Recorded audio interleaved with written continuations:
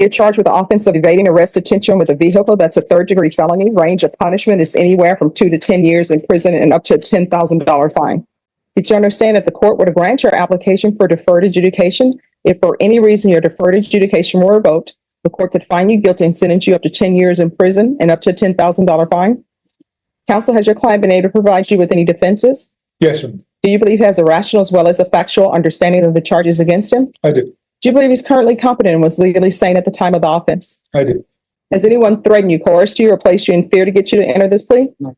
All right. After reviewing State's Exhibits 1 and attachments, the court will find there's sufficient evidence to find you guilty.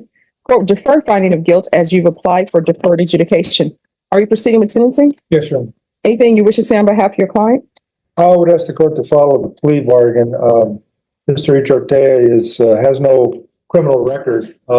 He's what, 20 years old, Your Honor. This was a big mistake. He understands that, and he'll do well on probation, I'm sure.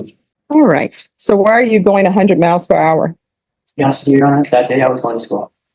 All right. So here's the thing, and your attorney will tell you this. When people start a sentence with, to be honest with you, usually what's coming after that is not honest. And then when people say, in all honesty, what's coming is not honesty. Whenever you hear people talking and they say, well, with all due respect, what's about to come is without respect.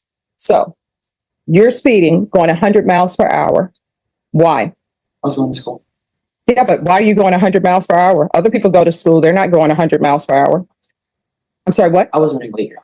So you're running late. And what school were you going to? I was going to Pathways Home Education And whose car were you in? in my vehicle. All right. Do you have insurance on that vehicle in your name? Yes.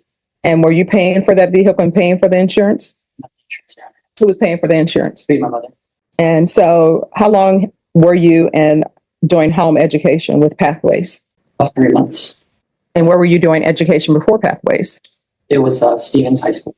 All right. So why were you at Pathways home as opposed to Stevens? I had dropped out at G. Stevens High School during the pandemic because they weren't counting me present in my classes anymore. Mm-hmm. And I wanted to go back to school. So we had found an educational program for students that wanted to work from home, or if they wanted to, could go to the school physically if they felt comfortable with this. I was just running that day. And I'm trying to go back to school now. Really. So have you graduated? No. So when how I do went you- into jail, that kind of made everything fall apart. And then I bet when you went to jail, that sort of woke you up too. Yes, ma'am. So how far did you go in school? Before, about junior year.